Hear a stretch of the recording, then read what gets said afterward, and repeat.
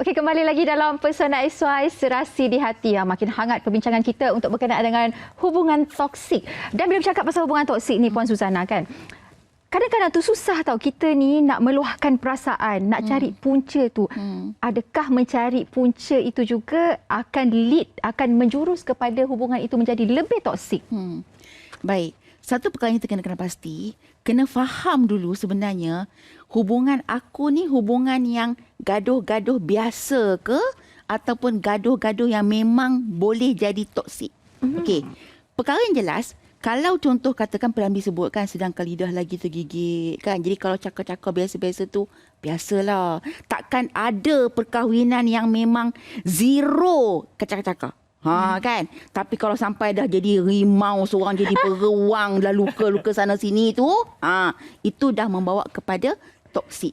Punca memang perlu dikenal pasti. Sebab kenapa berlakunya toksik dalam hubungan, paling penting hikmah perkahwinan itu hilang.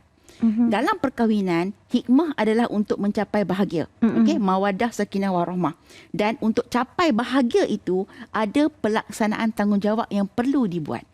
Tapi bila pelaksanaan tanggungjawab itu gagal dibuat, maksudnya suami tak buat tanggungjawab dia, isteri tak dapat hak. Bila isteri tak buat tanggungjawab dia, suami tak dapat hak. Sebagai contoh mudah, sekarang katakanlah dalam dunia hari ini, di samping bab suami yang lagi salah suami pula bukan semualah okey. Jadi suami yang mungkin tak buat tanggungjawab bab nafkah, okey. Ada juga suami yang dah buat bab nafkah dia tapi hanya ikut kemampuan dia. Dan isteri ni pula mungkin bergaji lebih besar. Dan dia mempertikaikan. Alah, kalau setakat banyak ni je kan, aku pun boleh bagi semua. Jadi isunya sekarang ni kena balik pada isu awal. Kenapa dulu kau pilih dia? Kalau daripada awal kau tahu dah, kalau aku kahwin dengan lelaki ni, setahun sekali lah aku makan daging korban. Rimau kan? pengis lah. Tapi nak juga kan? Nak juga, maka teruskanlah. Dan ketika kita redha dengan apa yang suami bagi, okey, mungkinlah Allah akan bagi rezeki baik. Tapi kalau kata redha dengan suami yang tunggulah rezeki nanti Allah bagi, ulat dalam batu pun boleh hidup kan. Lepas tu nak rokok, nak apa yang nak duit, itu memang tak elok. Tak betul. Maksudnya sekarang ni bila berlaku pengabaian tanggungjawab, maka akan ada satu pihak yang tak dapat hak dia. Maka ketika inilah bila dia sikit dia campur, meletup.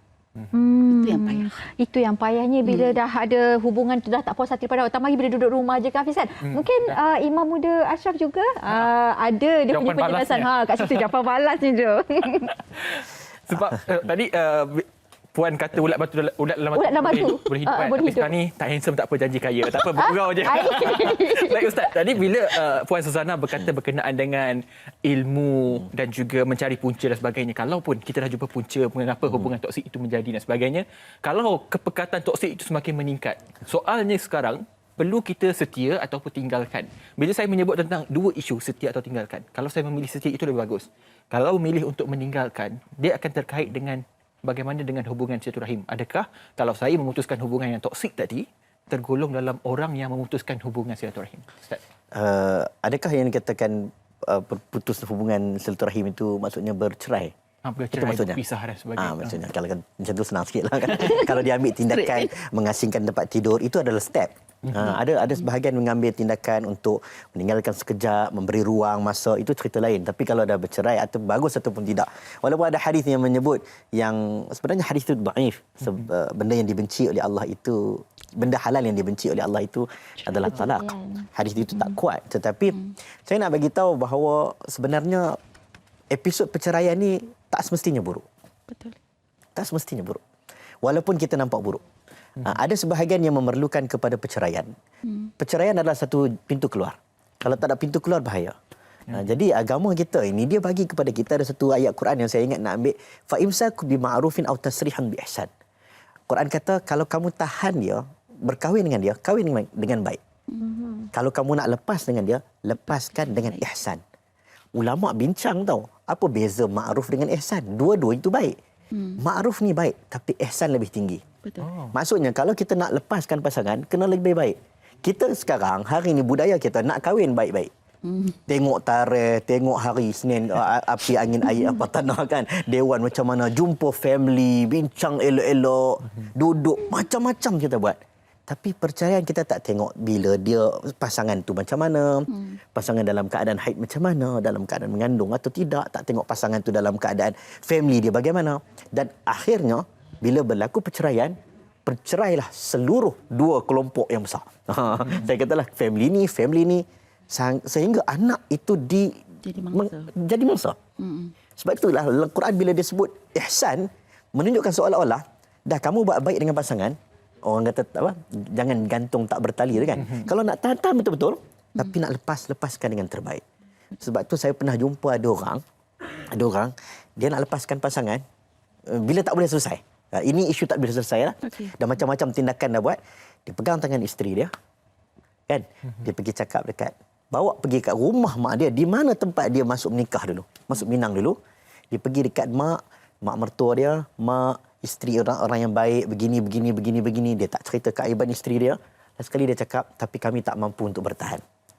Di mana saya ambil, di situ saya pulangkan. Akhirnya pergi mahkamah dan settle masalah tentang perceraian.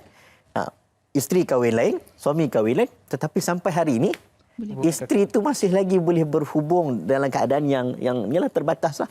Menjadikan mereka satu pasangan yang bukanlah pasangan yang bercerai, tetapi hubungan antara dia dengan mertua masih lagi dalam keadaan baik. Maka matlamat ihsan itu tercapai.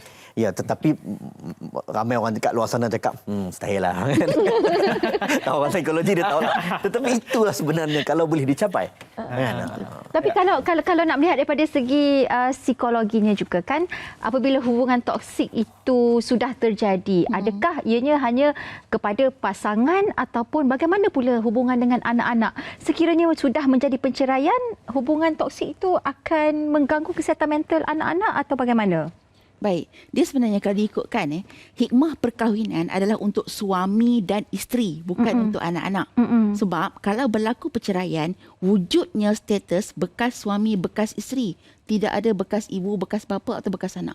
Kan? Maksud kata, kalau berlaku perceraian, hubungan antara ibu, ayah dengan anak-anak tetap sama. Kalau contoh katalah nak diteruskan hubungan toksik tadi, berkemungkinan akan bawa yang tak elok juga untuk anak. Sebab kalau tengok history hari ni, masalah dalam rumah tangga, ada banyak juga kes, boleh dikatakan dalam 80% akan memberikan impak buruk kepada anak. Plus, masalah rumah tangga hari ini merupakan rentetan daripada masalah rumah tangga mak ayah sebelumnya. Sebagai contoh, kes kekerasan rumah tangga. Ada suami yang menjadi pemangsa, menjadi pemangsa, maksudnya dia yang pukul, dia yang dominan rumah tangga disebabkan ayah dulu buat aksi yang sama. Dan ada isteri yang sanggup tunggu. Saya pernah ada kes, isteri yang memang tak boleh, rasa macam takut sangat-sangat lah. Macam memang banyak benda lah yang dengan pukulnya, dengan emosinya. Tapi bila kita sarankan dalam hukum syariat, boleh buat fasal semua kan. Tak apalah Kak Su, mak saya dulu boleh Kak, sama je macam ayah saya macam ni. Jadi dia tengok. Sebab tu, toksik itu sebenarnya, kalau contoh nak dipertahankan, mesti dengan cara kena usaha, bukan tunggu saja. Maksud contoh sekarang ni, kalau contoh ada masalah antara suami isteri, carilah orang ketiga, pihak ketiga. Salah orang tiga sekali jadi Jangan. Carilah pihak ketiga. Carilah pihak ketiga. Kita ada pejabat agama, kita ada kaunselor semua kan, untuk tolong bagi nasihat dan teguran kepada dua-dua pihak. Jangan pula saat lagi, awak ni masalah, jom kita pejabat agama lah. Bukan dia je salah, kita pun salah juga. Sebab kita kena ingat selagi kita dengan suami itu masih ada jodoh, sekufu tu ada lagi lah. Sebab apa? Dah kalau perangai kau macam ni, kau masih boleh duduk dengan dia, adalah yang tu yang tak kena juga dengan kau tu sebenarnya. Sama je lah tu. Mana dua ada salah. Ya, jadinya perlukan pihak ketiga untuk sama-sama bagi teguran. Sebab kita ni tak sempurna. Kita ada kesilapan, kita kekurangan. Jadi jangan rasa macam kita je bagus, pasangan je salah. No. Kena ada orang lain. Sebab kadang-kadang kita ni cermin diri pun, nampak kita je lah. Yang belakang tak nampak. Kan? Jadi kena ada orang lain juga tegur kita. Dan bersyukur juga sebenarnya Allah dah menutup aib kita. Ya, betul. Jadi kalau kita dah usahakan dah tak boleh juga. Kalau nak jawab soalan tadi lah, setia ke tak setia, selalu kalau macam Ustaz tadi dah bagi dah hadisnya kan, okey, akak nak sebutlah, setialah seperti setia kita bayar bil elektrik. Kalau tak bayar bil elektrik, satu hari akan potong gelap. Gelaplah dunia. Gelap masa depan. Jadi kena sama-sama setia yang sesuai lah kan. Macam itulah. Itu dia. Ingat tu pihak ketiga bukan orang ketiga. Bukan orang ketiga kan. No. Baik Ustaz, di minit-minit terakhir ni kalau kita ingin membuat satu rumusan, kalau kita melihat dalam tempoh Perintah Kawalan Pergerakan ni PKP adalah waktu yang sesuai untuk kita bermuhasabah dengan keadaan yang menggetirkan, mencurigakan dan sebagainya. Mungkin Ustaz, apa kata-kata hikmahnya untuk kita sama-sama lihat dan juga perbaiki apa yang kurang dan juga melengkapkan lagi apa yang sudah pun lengkap. Okey, baik. Saya nampak ada beberapa masalah dalam Malaysia ni. Salah satu, Malaysia lah, saya tak sebut negara orang lain. Satu, kita tidak tahu hak. Nombor dua, kita menuntut hak. Dalam keadaan, okey, kita tak melaksanakan tanggungjawab. Dalam agama ini, tanggungjawab datang dulu, hak datang kemudian. Tapi hari ini kita tuntut hak, kita tak laksanakan tanggungjawab. Betul. Suami kata, mana hak aku sebagai suami? Tapi dia tak bagi laksanakan tanggungjawab. Itu masalah. Yang berikutnya saya nampak satu lagi, kita nak melihat kesempurnaan dan kita mahukan kesempurnaan. Semua orang nak kesempurnaan daripada pasangan dia. Sedangkan dia sendiri tidak sempurna. Betul. Saya sendiri tidak sempurna. Macam mana saya nak kesempurnaan daripada pasangan? Sebab itulah proses untuk melihat kekurangan itu satu benda yang perlu diperbaiki. Siapa yang nak baiki? Sayalah sebagai pasangannya. Itu satu proses yang saya ingat memerlukan kesabaran, memerlukan ketekunan dan insya-Allah kalau kita boleh sedia menerima keburukan dan kebaikan dia dan mata kita melihat seperti orang selalu sebut mata lalat ataupun mata lebah. Betul. Kalau mata lalat dia akan nampak buruk saja. Kalau mata lebah dia bangun pagi dia cari manisan, dia cari bunga-bunga yang indah, dia hanya mencari kebaikan, insya-Allah akan nampak kebaikan bagi pasangan. Baik, satu kesimpulan yang cukup konkret, cukup orang kata mantul lah bahasa orang sekarang kan. Cukup mantap betul daripada satu penutup yang cukup baik iaitu mata lalat, mata lebah dan sebagainya. Saya pasti semua juga sudah pun terjawab. Mungkin ada yang tidak terjawab. Kita minta maaf lah sebab kesuntukan masa Zahira. Jadi terima kasih sekali lagi kepada Imam Muda Ashraf atas perkongsian yang cukup baik pada pagi ini. Zahira. Dan saya juga ingin bagi pihak Pesona XY mengucapkan terima kasih kepada Puan Suzana Ghazali. Terima kasih. Tapi anda semua sebenarnya boleh saksikan melalui YouTube Pesona XY. Nanti kita akan adakan sesi extended version yang mana kita akan muat naik di YouTube kita untuk anda kongsikan. Dan kalau ada persoalan-persoalan yang anda hantarkan kepada kita tak dapat nak tanya kepada hari ini, tunggu sahaja di YouTube kami nanti, insya-Allah.